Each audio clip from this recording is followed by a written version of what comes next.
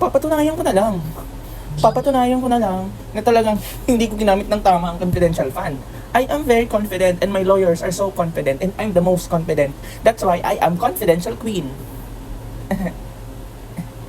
Ganon. Medora talaga si Lolo.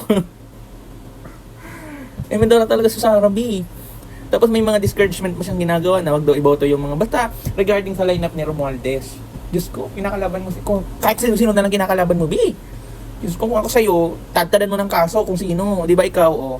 Anong nangyari sa'yo? May mga confession ka pa na hindi mo talaga hindi niya daw masagot yung confidential fund, pero hindi dahil sa hindi niya masagot ang confidential fund, kundi ayaw niya sagutin yung mga patungkol kay Romualdez. What the? Ano?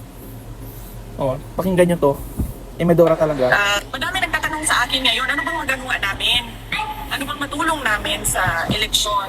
Unang-una, pwede niyo siguro matulong talaga, huwag niyo iboto yung Tingong Party List. Kasi ang boto para sa Tingong Party List ay boto para kay Martin Romualdez. Isipin niyo, 3 na yung seats niya sa House of Representatives. Yung distrito niya sa Tacloban, yung 2 upuan niya sa Tingong Party List. Yung upuan ng asawa niya, yung seat ng asawa niya, yung seat ni Asidre. So, hindi dahil hindi ko masagot yung mga tanong nila sa confidential class. Ayaw kong sumagot.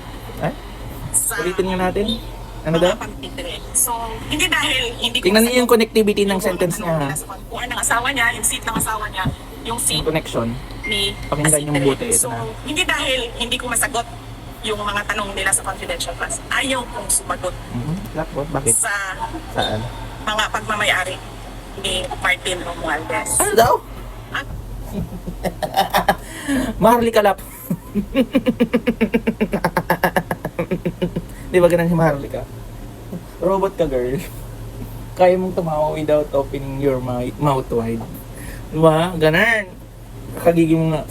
Diyos ko, confident daw ang lola mo, B, na hindi talaga siya ma-i-impeach. B, kaya di ba, mapapansin nyo, dami-dami niyang mga ini-endorse, di ba?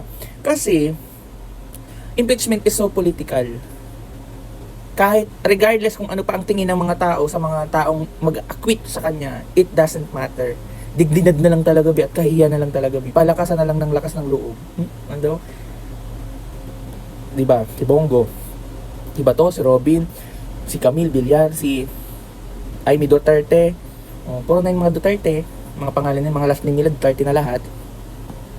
They will definitely vote for the acquittals of Sarah. Kahit mapatunayan pa yan ng House of Representatives prosecutors, they will still vote for